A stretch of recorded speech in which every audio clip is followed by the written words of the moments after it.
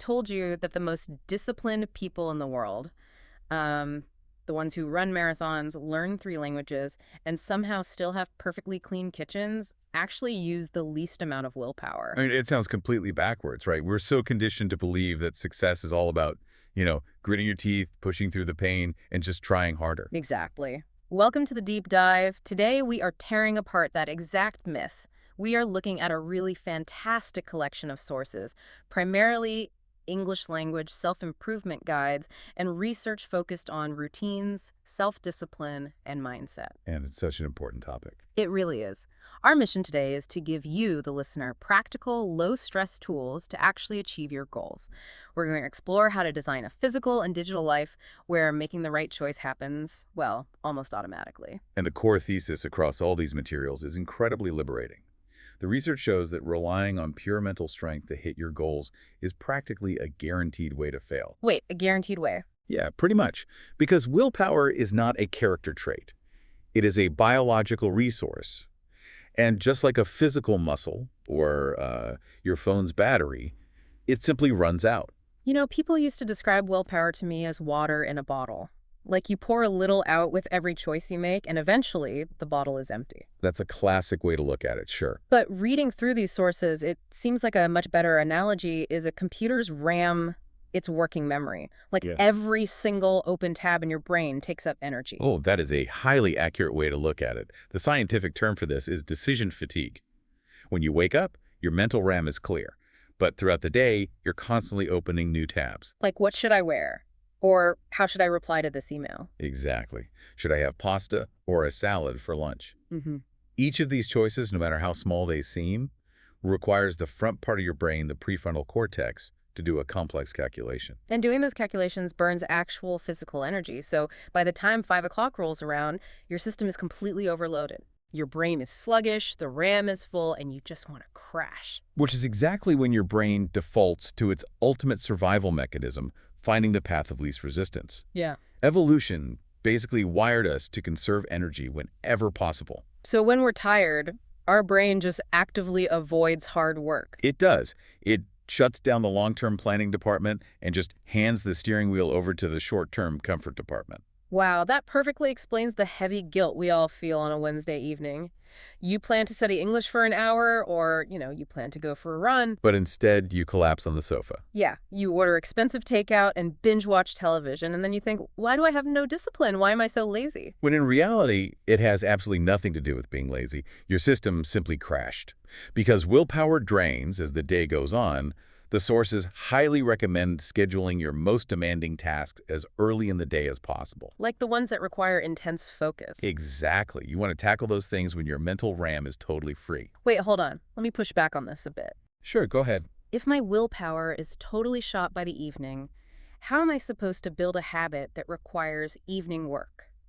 Some of our listeners might only have time to study or exercise after they finish a really long shift at work. Right. That's a very real challenge. Are they just doomed? I mean, do we just give up when we're exhausted? No, not at all.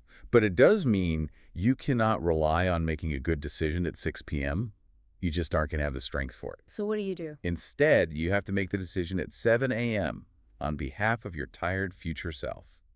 You have to shift the heavy lifting off of your brain and place it entirely onto your physical environment. Ah, so we are talking about structural engineering. We literally have to design our surroundings to compensate for a tired brain. Precisely.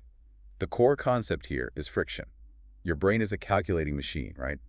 Constantly weighing the effort an action requires against the reward it brings. Okay, makes sense. So if you want to build a good habit, you must remove all the friction. You organize your space, so the good habit is the absolute easiest, most obvious thing to do.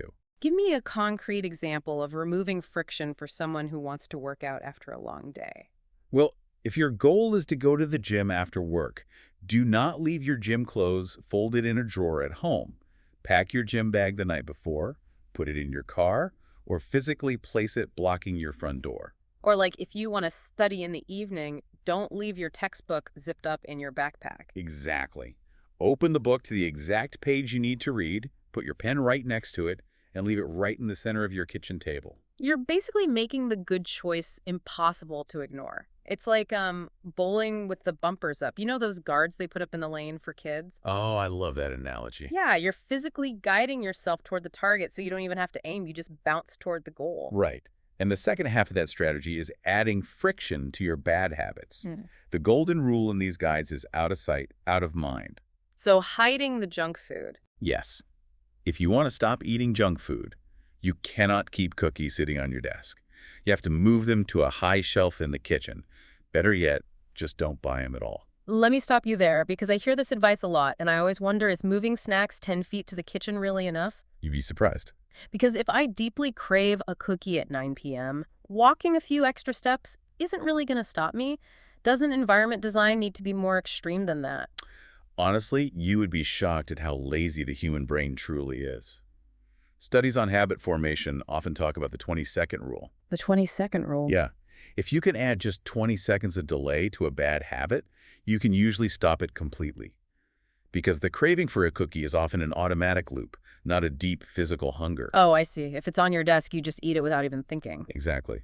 But if it's in another room, inside a closed box, on a high shelf, your brain has to wake up, acknowledge the obstacle, and decide if the effort is actually worth it. Ah, so it forces you out of autopilot. You're basically inserting a speed bump into the habit loop. That's a great way to put it. The brain does that subconscious math problem. Is this cookie worth standing up, walking to the kitchen, reaching for the stool, and opening the box?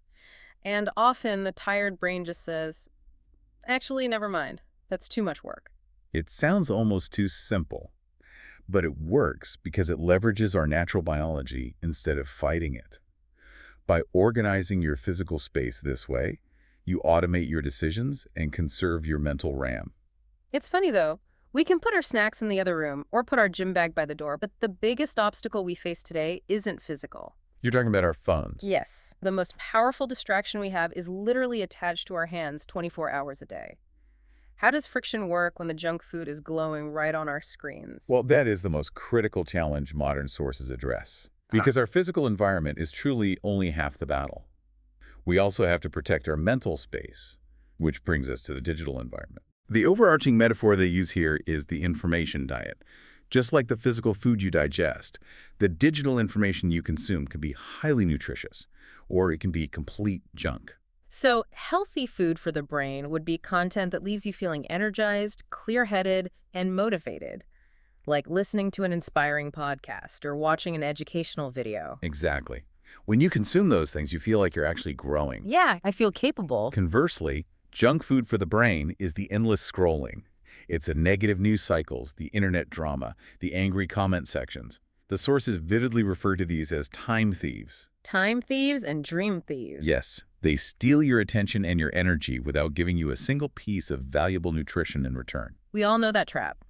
You sit down on the sofa, completely exhausted, and you tell yourself, I'm just going to take a 10-minute break and watch one quick video. And then the algorithm feeds you another one. And another. And suddenly you check the clock and an hour and a half has just vanished. It feels terrible. To stop those time thieves, you have to treat your digital environment exactly like your physical one. You have to add friction. So put your phone on silent and leave it in another room while you study? Yes. Turn off all non-essential notifications so your attention doesn't get constantly pulled away. You really have to lock the digital doors. Here is where it gets really interesting, but also a bit tricky. Is all scrolling considered junk food? What do you mean? Well, what if we genuinely just need to turn our brains off after a hard day? How do we balance resting our tired minds versus accidentally feeding them digital junk? That's a vital distinction. The guides we're looking at are very clear that rest is not a waste of time. Rest is absolutely essential. Right, going back to the battery metaphor, if you use your phone all day and never plug it in, it dies. You must charge the system. Exactly. But here is the mechanism people misunderstand. True rest actually charges the battery. Scrolling does not. Wait, really? Because when I'm scrolling, I'm sitting perfectly still. My body is resting. Your body might be resting, but your brain is sprinting on a treadmill. Think about it. When you scroll through short videos, your brain is processing a new context every 15 seconds. Oh, wow. Yeah, a new face, a new joke, a new song. Right. The prefrontal cortex is working incredibly hard to make sense of all that rapidly changing data. It is burning massive amounts of mental RAM without giving you any meaningful reward. Wow. So mindless scrolling is not rest. It's really a form of numbing. That's exactly what it is, numbing. Because true rest feels peaceful, like taking a quiet walk without headphones, sleeping well, or doing a calm hobby. Those activities actually give you energy back. Yes, whereas numbing just drains your battery further, leaving you feeling empty and exhausted. You have to be intentional about how you recharge. That makes so much sense. But even if you optimize your physical room and you completely clean up your digital information diet, there's a third environment that arguably has the biggest impact of all. The people around us. Exactly. We are deeply social creatures, which means we are heavily influenced by the actual human beings we interact with. Right, which brings us to social support. I imagine trying to build strong habits entirely alone in your room is like playing the game on the hardest difficulty setting. Having someone else involved changes the entire dynamic. It changes the psychological baseline completely. There is a famous concept echoed across all these self-improvement guides. You are the average of the 5 people you spend the most time with. I hear that quote everywhere. You are the average of the 5 people you spend the most time with. But why is that true, biologically speaking? It really comes down to mirror neurons and our evolutionary need to belong to a tribe. Human brains are wired to copy the behavior of the people around us to ensure we fit in and survive. So if your tribe constantly complains, eats poorly, and gives up on their goals, your brain naturally adjusts your baseline to match them. Yes. Doing anything ambitious feels strange and difficult because you're basically swimming against the social current. But if you flip that around, the opposite is also true. Like if I tell myself I'm going to run at 6 a.m., I might just turn off the alarm. But if I know a friend is standing on the street corner waiting for me in the cold, I am getting out of bed. I don't want to let them down. That is the immense power of an accountability partner, or a language exchange buddy, or a study group. If you surround yourself with goal-driven people, their energy normalizes the struggle. Making good choices suddenly feels easy simply because everyone around you is doing it. It is exactly like planting a seed. You can have the absolute highest quality seed in the world with the best potential to grow, but if you plant it in toxic soil, with no sunlight meaning, surrounded by negative, unsupportive people, it is going to struggle to survive. That's a beautiful way to picture it. The 5 people we choose to associate with are our soil. And the great thing about the modern world is that those 5 people do not have to live in your physical town. Your tribe can be an online community. It can be authors you read regularly. Or podcast hosts or video creators you watch every single day. Which perfectly sets up a special part of today's deep dive. We like to ask you, our listener, to do a tiny favor for yourself right now. We want you to audit your soil. Take just a moment and ask yourself, who are the 5 people or creators you currently spend the most time with? And honestly, do they help you grow? It is a profoundly important question to ask. Are the voices you invite into your daily life encouraging you to become better? Or are they feeding you negativity and draining your battery? So your tiny favor is this. Think about upgrading just one of those 5 slots today. Think about adding just one positive person or creator to your routine. It could be joining a new online study forum, or calling a supportive friend you haven't spoken to in a while. Or simply subscribing to a channel that teaches you something useful instead of bringing you stress. Replacing just one negative influence with a positive one alters your social baseline.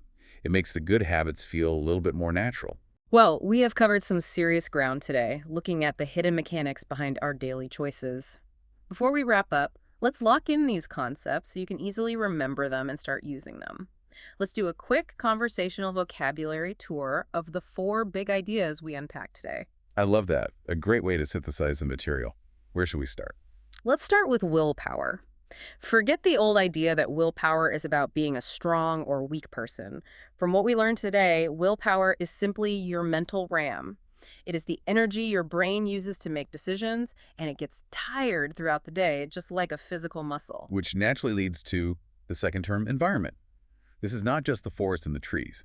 In the context of your goals, your environment is the invisible architecture of your life. Right, your room, your phone screen. Exactly. Designing your environment means making your good habits impossibly easy to reach and putting a 20-second speed bump in front of your bad ones. The third idea is the information diet. This is the concept that what you feed your brain is just as important as what you feed your body. You want to actively balance healthy, charging content against digital junk food. Yeah, avoiding that endless scrolling that acts as a time thief and drains your mental battery. And finally, social support. This is the fertile soil you plant yourself in. These are the friends, the online communities, or the positive creators who hold you accountable. They normalize success and help you grow, reminding us that we truly are the average of the 5 people we spend the most time with. So if we pull all of these threads together, what does this mean for you right now? It means you do not have to be perfectly disciplined to achieve your goals. You just have to be a clever architect of your own life. And to leave you with a final, provocative thought to mull over, think about the concept of a routine. A routine is simply the normal, automatic order of things you do every day. Now, I want you to look around the room you are sitting in right now. Look at your desk, look at where your phone is placed, look at the items within your immediate reach. Your physical environment is perfectly, beautifully designed to maintain the exact habits you currently have. Oh, wow. That is powerful. So ask yourself, is this room designed for the person you used to be, or is it designed for the person you are trying to become? What an incredible question to end on. Is your space built to comfort your past or to challenge your future? Thank you so much for investing your time and your mental RAM in this deep dive today. Yes, remember, just by being here and learning about these mechanisms, you are already taking a massive step in the right direction. You really are doing great. Take these tools, adjust the friction in your environment just a little bit today, and watch how much easier it becomes to reach your goals. Until next time, take care.